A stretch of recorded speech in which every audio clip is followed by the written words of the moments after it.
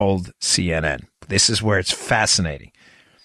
They went on until lawyers for the president and Manafort insisted that they stop, according to the sources. It's unclear whether Trump himself was picked up on the surveillance. The framing operation is in full force. Mm-hmm. Remember what I just told you, August 2016. Mm-hmm. Wiretap on Manafort. September 2016. The Steele ore superhighway heats up. It's Christopher Steele, of course, now being paid by Fusion GPS, by default being played by the Clintons through Perkins Coie. He's generating negative information on Trump. Steele, we know, is meeting with Bruce Orr. Bruce Orr's wife is working for Fusion GPS. Bruce Orr is Associate Deputy Attorney General. Bruce Orr conveniently was also involved with Project Cassandra, an operation very controversial, according to a Politico report, because they may have suppressed some important information or the progress of a case at a minimum into Hezbollah and Iran. As I've told you, the Iran deal is obviously a priority with the Obama administration as well. So Orr has been a controversial figure. So Steele meets with Orr in the superhighway. Conveniently, right around the same time, Christopher Steele meets with Jonathan Weiner, a State Department official with known ties to the Clintons, worked for the Bill Clinton administration. Weiner has already admitted as such. This is the information superhighway. This is how information paid for by the Clintons for Christopher Steele to go out and gather up is making it into our justice system. It's going in now through the State Department, through Jonathan Weiner. It's going into the Justice Department through Bruce Orr. And Steele is now regularly meeting with the FBI. This guy is working for a political campaign. September 2nd, 2016, Lisa Page and Peter Strzok text each other back and forth that the President of the United States, POTUS, wants to know everything. That's convenient. September 2016. Christopher Steele's offered $50,000 by the FBI to corroborate his information about Trump and the dossier about his horrible business dealings in Russia and how he's working with the Russians to overturn the election. He flies to Rome, Steele. Right around the same time, State Department official Jonathan Weiner meets with Sidney Blumenthal, otherwise known as Sid Vicious, known Clinton consigliere who was banned even by the Obama administration from working in the government. Blumenthal has some operations in Libya where Benghazi happens. Blumenthal has an interest, obviously, in making a lot of the situation in Benghazi go away and not having his emails uncovered. Weiner is the special envoy to Libya. Weiner's now meeting with Blumenthal as well. Blumenthal is also working with Cody Shearer. Cody Shearer is gathering intel in Benghazi and Libya at the same time. Interesting. Right around this time, the National Security Division of the Department of Justice starts to realize something's going on, that Mike Rogers at the NSA is becoming suspicious of some spying activities. The National Security Division head at the time is a man named John Carlin. John Carlin, conveniently, was Bob Mueller's former chief of staff. They sniff around. They realize big trouble happening here. We're National Security Division, the DOJ. Did we have something to do with all this spying? We better beat them to the punch, Joe, Mike Rogers, and we better ask for our own inquiry. That way we can CYA. Mm-hmm. We can cover, or COA, cover our. So they file a report with the federal, the Foreign Intelligence Surveillance Court to look into this stuff. September 26, 2016. Obama expands the distribution of unmasked intelligence to the National Counterterrorism Center. Unmasked intelligence, the same unmasked intelligence that's happening now, unmasking of American citizens happening at record numbers. At the same time, the NSA and Mike Rogers are looking into the use of the NSA database. At the same time, to spy on Americans. At the same time, CNN, at least, during this period, is reporting that the British and other foreign entities are working on passing information to American intel. Conveniently, the next day, after Obama expands this operation, September 27th, National Security Division head at the DOJ, Carlin, steps down. Right around the same time, Mike Rogers is making inquiries about the use of all of this information. Now, an important point here that the conservative treehouse guys brought up that was interesting. The National Security Division. Why is this important, and why is Carlin important? Because in a 2015 memo by Sally Yates, who was later fired by Donald Trump, in a 2015 memo, the National Security Division is protected from basically oversight by the Inspector General, what is the equivalent of the Government Internal Affairs Division. I'm not going to tell you they can do whatever they want, but they can do a lot without a lot of oversight that other divisions are subjected to. Did this spying start there? What did Carlin know? Why did Carlin, after it was starting to become public that there was some tapping into the NSA database that may have been inappropriate, and we know we later find out in April of next year is inappropriate, why does Carlin step down nearly the day after this expanded operation goes on? And as this is very curious, the timing, as Rogers is seeking an inquiry into the spying activity. It's puzzling. Yeah.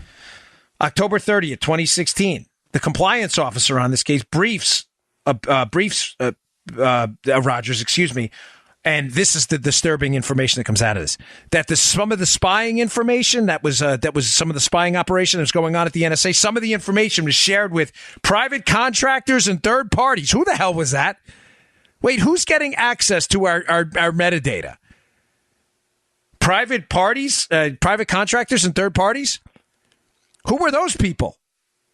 Non-government officials? All right, folks, one more. It's going to get better here. I'm going to wrap this up for you. I'm going to tie this up in a neat little bow for you. Today's show also brought to you by our buddies at Brickhouse Nutrition. Thanks to Miles. He sent me a box of Field of Greens. I got a big box yesterday of this stuff. I love that stuff. It's so good. It tastes like Kool-Aid to me. I love it. I put it in water right before I go to sleep. Field of Greens, the best fruit and vegetable supplement out there. Everybody knows you have to eat your fruits and vegetables. Brain health, body health. This is not a mystery. Every doctor since you've been a kid, nutrition, science professional, everyone, dietitian, doesn't matter, says eat your fruits and vegetables. Eat them. A lot of us don't have time. Some of them can be hard to cook. You got to go shopping. They're very perishable. So what did these guys over at Brickhouse Nutrition did? They created a fruit and vegetable. It's not a supplement. This is real food. It's ground up food. You take the water out of it and you get all the good stuff, the micronutrients, the macronutrients. This is the best product on the market. I love it. It tastes terrific. Where else are you going to get cherries? You're going to get blueberries. You're going to get kale. You're going to get green tea. This is really terrific stuff. It's called Field of Greens. It tastes great. I love it. I throw it in water. It tastes like Kool-Aid to me, but I just really enjoy it. I got my fresh supply yesterday. Check it out at brickhousenutrition.com/Dan. That's brickhousenutrition.com/Dan. Go pick it up, Field of Greens. Consider it your fruit and vegetable insurance. It is a terrific product. I wouldn't recommend this company if I didn't believe it. Key to good health, folks. Good fruits and vegetables. brickhousenutrition.com/Dan. Go pick it up, Field of Greens today. Okay, so the NSA, Mike Rogers, now suspicious. Right around of what's going on. There's some spying going on. The compliance officer briefs him on some issues here. Right around September of 2016, now Glenn Simpson, meets with the New York Times, the Washington Post, and others. Who is Christopher Simpson? He, of course, is the proprietor there of Fusion GPS that's working with the Clinton team to go get information about Trump and the Russians so they can frame Trump for the alleged Russian hack of the DNC. Simpson meets with the New York Times and Washington Post. Where? In September 2016? At the office of the General Counsel for the Democratic National Committee. Yeah. You can't make it up, brother. You can't. October 3rd, 2016. Anthony Weiner, congressman from New York's computer is seized. Conveniently, the next day, October 4th, Jim Comey, by the way, this happens in New York, the seizure in the New York field office of the FBI. This is going to be important. October 4th, the next day, Jim Comey replaces the head of counterintelligence at the New York field office. Wow, another one of those crazy coincidences. What happened in the Weiner case? From a very reliable source of mine, people in New York, they were afraid of a leak with the New York field office of the FBI about potentially problematic emails from Hillary Clinton to Huma Abedin, who is the spouse of Anthony Weiner, on Weiner's emails. Weiner is being investigated for some illicit conversations with an underage woman. You know the story. Apparently, Comey is afraid of leaks out of the New York field office that could potentially damage Hillary Clinton after he exonerated her. Mm-hmm. So Comey beats him to the punch, and Comey is forced then to give a press conference. He had to give about this Weiner case because he didn't want the information about the Hillary emails getting out if he couldn't control it. But the next day, he replaces the head of the New York Field Office Counterintelligence Division. Timing is always convenient in these cases. October 7th, 2016. Jim Clapper, Director of National Intelligence, starts to filter out this story that the Russians hacked the DNC. This is real, man. This happened. The Russians, remember, they got to set up Trump for something, but they need a something. And the something's going to be this Russia hack because the dossier, the dossier is a story about Russians grabbing a hold of Hillary's emails through the hack and working with Trump to get them out to take the election. You understand that, right, folks? That's what the dossier is. So but keep in mind, they already had this story that the Russians hacked the election and the Russians hacked the DNC. Right. And that Trump was working with them. They just needed Steele to go generate a fake dossier to confirm this story. The story's already there. So Jim Clapper playing along like a good little soldier. October 7th, he starts to filter this story out about how the Russians hacked the DNC. October 13th, Obama gives some public statements on the problem with fake news. Obama's already preparing the narrative. The Russians hacked the election. They started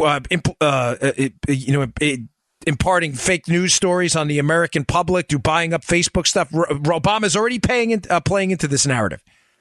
So he gives this story about fake news out there to the press, knowing they'll run with it. October 2016, right around the same time, the FISA court approves a warrant against Carter Page, who's already known to the FBI. The FBI needs a patsy. Carter Page is already familiar with them by working with him on the Buryakov case. Page has already conveniently taken a trip to Moscow. And wow, using the dossier about the Trump relationship with Russia as evidence, as buttressed by a news story by Yahoo News' Michael Isikoff, who's working with Alexandra Chalupa from the DNC. They go into the FISA court. They get a warrant to spy on Carter Page, who is working with the Trump team. And now they can get his emails forward, his emails backwards, and his texts. And they can, by default, put a legal cover on an effort to frame the Trump team and spy on them. October 24th, 2016. Benjamin Wittes, good friend to Jim Comey, in his Lawfare blog, writes about the need of a, quote, insurance policy in case Trump is elected. Now, does that sound familiar?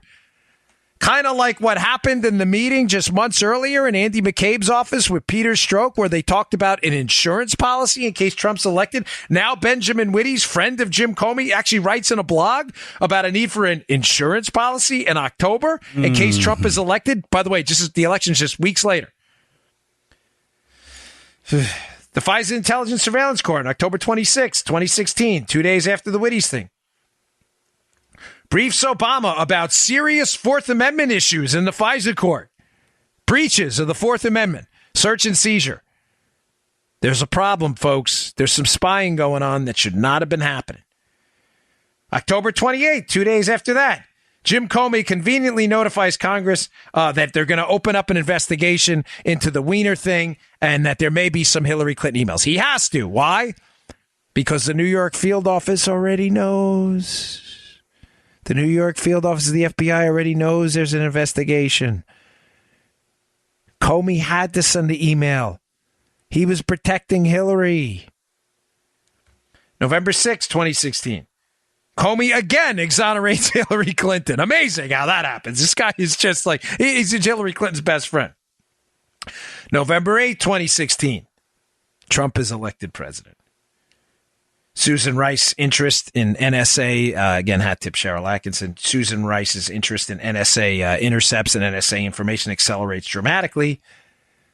November 8, 2016, right around this time, Bruce Orr, Associate Deputy Attorney General in the Department of Justice, whose wife is working with Fusion GPS, who's working with Hillary, meets again with Glenn Simpson from Fusion GPS, right after Trump is elected. November 17, 2016, Mike Rogers, who's been suspicious of the spying in the NSA for a while now, apparently meets with Trump at Trump Tower. November 18th, the Trump team evacuates Trump Tower the next day. Does the March 4th, we've been wiretapped at Trump Tower tweet by Trump make a little more sense? Mike Rogers meets with Trump on November 17th. He obviously knows what's going on.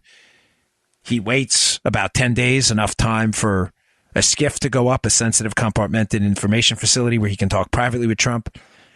I wasn't there for the meeting, but I think the evidence is there that he may have told Trump something about some illicit operation he already knows is going on to spy on him. How do we know that? Because he's already got briefed by his compliance officer about this.